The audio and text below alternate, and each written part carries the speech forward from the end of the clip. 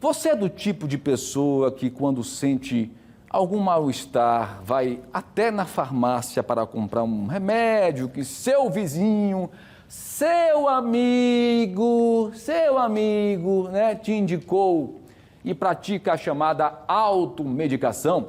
Olha, para você ter uma ideia, a Organização Mundial de Saúde estima que cerca de 50% das pessoas usa a medicação de forma incorreta. 50% da população.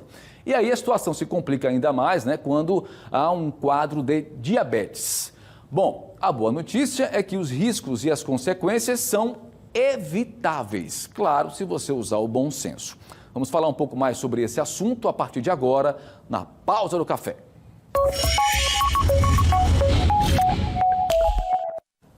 Muito bem, vamos nos ajudar, quem vai nos ajudar, na verdade, a entender esse complicador, a automedicação, sobretudo para os diabéticos, é o nosso querido amigo geriatra, doutor Alexandre Brito. Prazer revê-lo, bem-vindo mais uma vez, doutor Alexandre.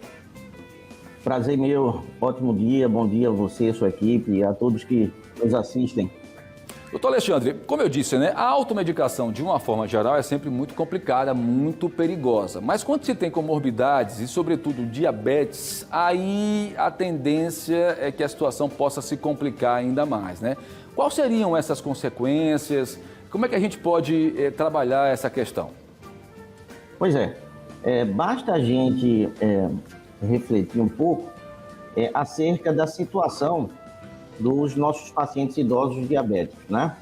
Eles tomam muita medicação, eles precisam tomar muita medicação.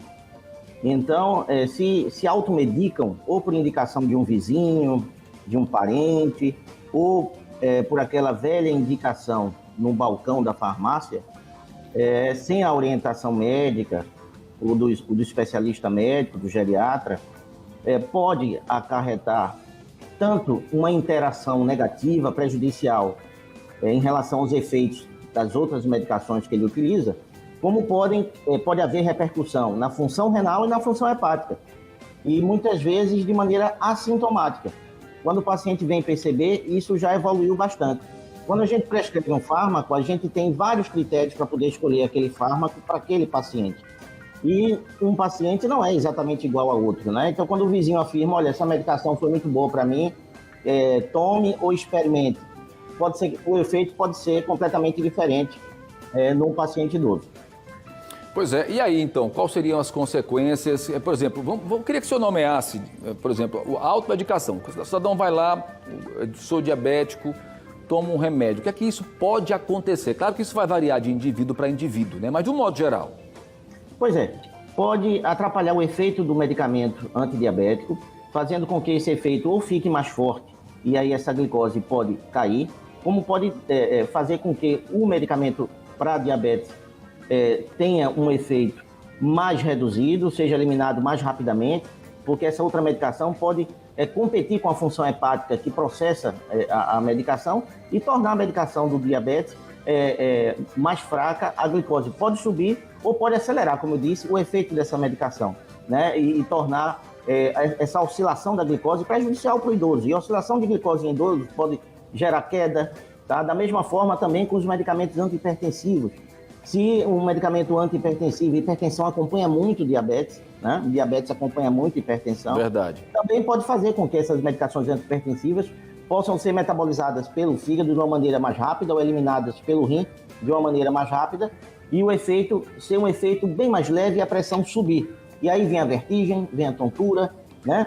Vem a visão turva, vem o risco de queda. E nós já falamos muito aqui, por exemplo, em queda, o quanto prejudicial é para o idoso. Então, esse é um exemplo mais básico. A intenção, muitas vezes, da automedicação é resolver um problema, né, ali de imediato, que não tem paciência para procurar um médico ou não consegue ter acesso ao médico, e aí acaba causando um outro problema. Agora, existe algo muito importante dentro desse contexto que acho que é preciso a gente pontuar aqui no BG, doutor Alexandre. Eu não sei se o senhor concorda comigo. Se existe a automedicação, é porque existe também a venda indiscriminada de medicamentos, né? A facilidade que nós temos de comprar medicamentos sem receita médica, de qualquer jeito, até em supermercado, não é? Exatamente, concordo plenamente, porque é fato, né? E isso é um princípio social, comportamental, e que no nosso país, que a gente tem um mau hábito de dizer que determinadas condutas é cultural, não, é má conduta. Cultura é algo muito bom, é algo positivo. Então, dizer que determinados defeitos e condutas que precisam ser melhoradas é cultural do brasileiro, isso já é um erro, tá? Então, mau hábito, má conduta é diferente de cultura. Verdade. E aí, o que acontece? Esse princípio, eu vou estender, já que citei no comportamento social, só existe, por exemplo, produto que é repetitivamente roubado, porque existe quem compre o produto roubado. Então, se, por exemplo, não existir quem compre o carro roubado, quem compre o material das fiações dos postes, dos circuitos elétricos que são roubados, né? Se não existisse quem comprasse, se não existisse o receptor, não existiria essa cadeia de má conduta. É a famosa lei da oferta e da procura, né?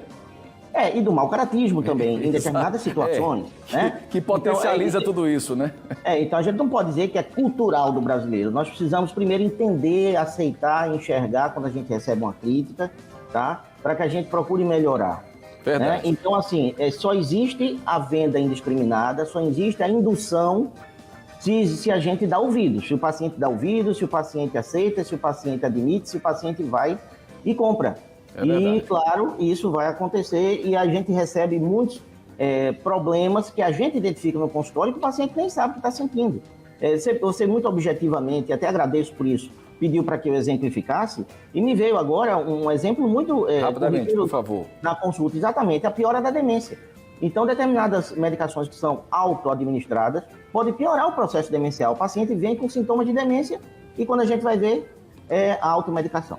E às vezes uma simples aspirina, né, acaba sendo o principal causador de outros problemas mais graves, inclusive. Né? Enfim, esse assunto cabe num programa inteiro, com certeza. Né? Isso. Doutor Alexandre, olha, quero mais uma vez lhe agradecer, tá? Sempre com a sua inteligência, com a sua participação, é sempre muito importante aqui. Bem-vindo sempre, viu?